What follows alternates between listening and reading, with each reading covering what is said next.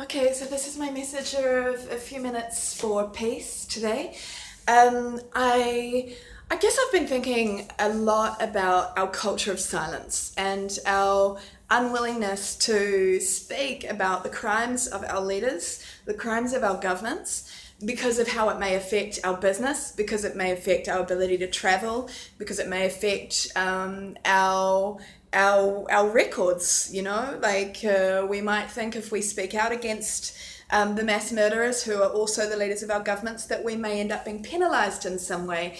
And that fear is legitimate if you look at how much they are monitoring communications and I think I downloaded a program called Red Phone on one of my phones, and it was a download from Google, and at the end of it, it actually said on the www address bar, thought crime, because this program allows you to have privacy when you download to speak, from red phone to red phone. Theoretically, no one in the government can listen to you and be pervy at your phone call.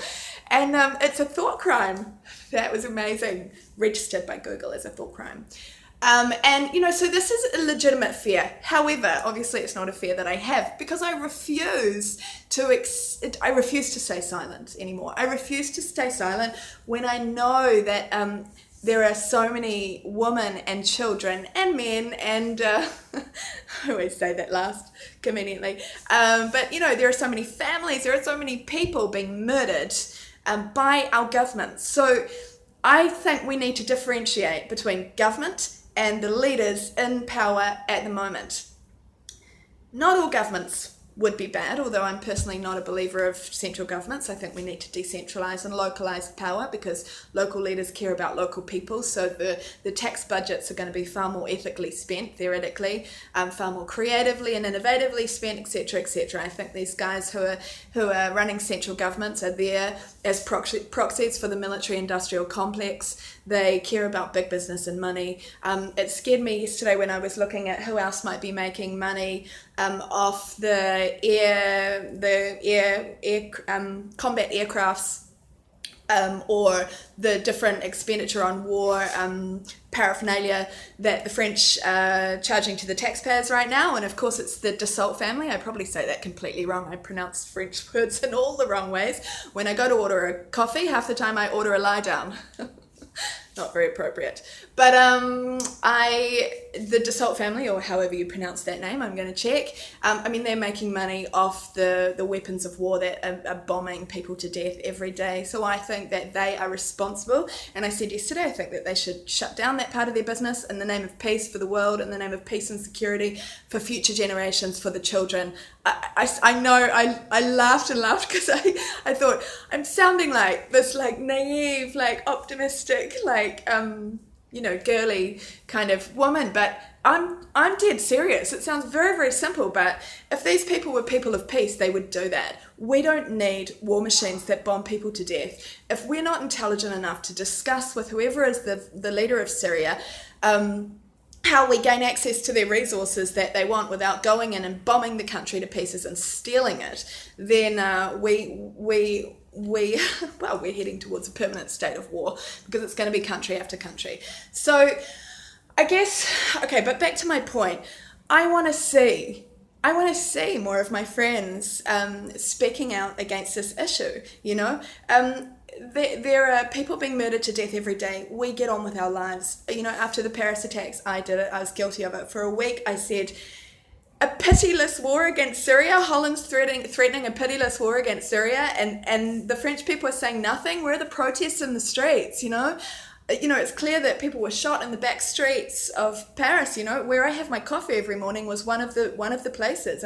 That's very close to me, but no one responded, I really even tried to approach some of the people who I thought were very strong kind of leadership people. They just didn't want to know about it. They said nothing, they just kind of buried their head in the sand. I was so disappointed at the time. And then, of course, I did the same thing. I got on with my life. Then there was another attack in Nice. Now there's all sorts of unrest happening that is affecting our general feeling of can we walk down the street.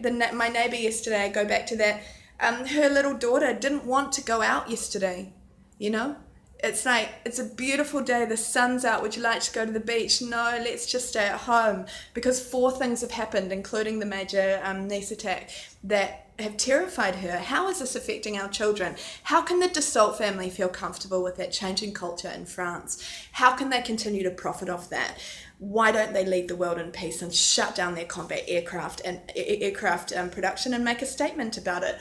It's similar to what the Rockefellers did about oil, right? In America, I think, recently. That's obviously a complicated history, and I don't believe what I see about these stories necessarily, but I do understand that they have disinvested from oil largely because they are saying that it's destroying the world. Let's not talk about their legacy that created that situation, but environmentally. But still, it's the fact that a powerful family who have been doing a bad thing can say, we were wrong and we're going to change that, and we're going to turn this around. The Dassault family could lead the world by example in this area, and as I said, they should give their annual profits earned from the sale of those carriers that have bombed people to death in Syria and destroyed lives and created so many refugees, to the value of refugees. I think that's just so important for the integrity of this nation and for the integrity of that family. But, other than that, what scared me is when I looked at who else owned things, and I need to think this through a little bit more, but, a lot of these war beneficiary companies are state-owned, so it's kind of, the benefit of that feeds back directly to the French people, which is really, really concerning and really heightens the responsibility that the French people have to try and stop their politicians creating this permanent war of state of terror.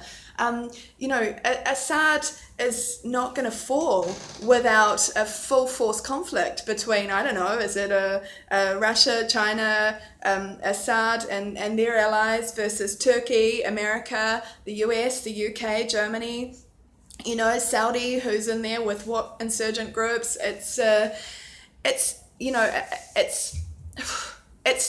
transitioning from the Cold War to a World War III. That's our reality right now. I hated it for a while when I heard people give videos and say, World War III, blah, blah, blah, kind of really terror-filled proclamations about World War III. But we are inching to that now. We have to be aware of it.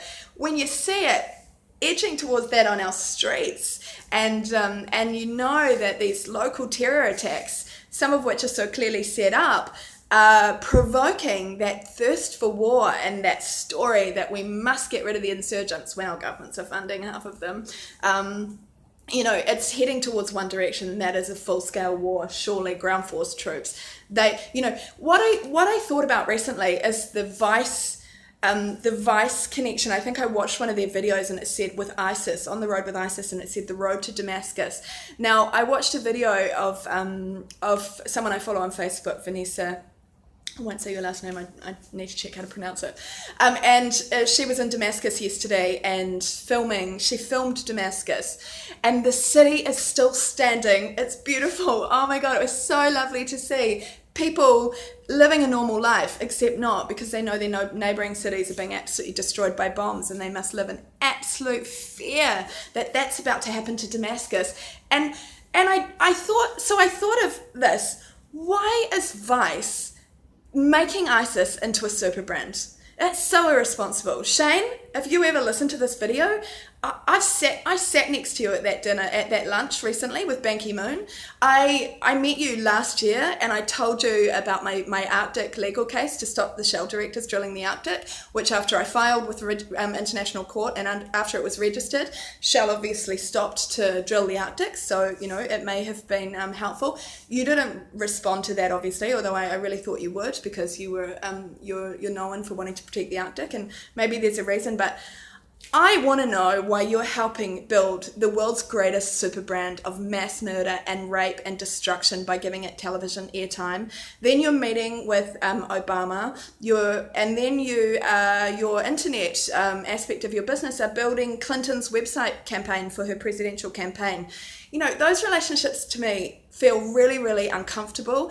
They are leaders of the war machine. You are supposed to be leading an independent media outlet, and I kind of always thought Vice was for, the people against, not against the system, but against the bad things in the system, to protect the environment, to protect human rights. I don't know why I thought that, but I just did.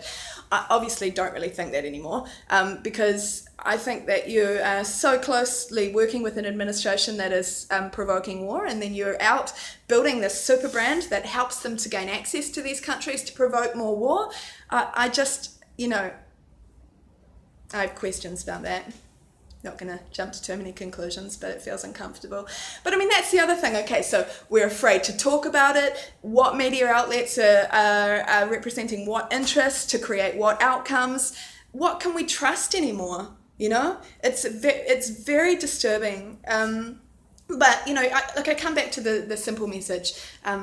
11 minutes into it, these allied countries should withdraw from Syria. If they are made to withdraw from Syria or should withdraw from Syria, then obviously they will have no reason to finance insurgents anymore. Everyone who wishes to help the Syrian government get rid of the insurgents should, but without bombing, because obviously when you're bombing, you are incurring massive civilian casualties and murdering heaps of people. I just think it's absolutely unacceptable that they're using airstrikes now. It's just beyond comprehension. To read, every few days there's 100 civilians that have been blown up to death. There's another 60, another 80. It's just, these guys belong in jail. It's so criminal. Anyway, that's my blah, blah, blah, blah, blah for today. No longer friends with Vice, now that I've said that, but it had to be said, kind of on my mind. And I really hope that I start to live in a world where everyone starts to clearly categorize bad guys and good guys. Bad guys are the ones mass murdering. Really, really, really hugely bad guys are the ones who are massively murdering, who lead our governments and run our war machines. And we have no right to steal other countries and other countries' resources. So that, as a habit, an age-old habit of rich man's wars, should absolutely stop. I could talk forever on this stuff. Okay, it's hot. Ciao.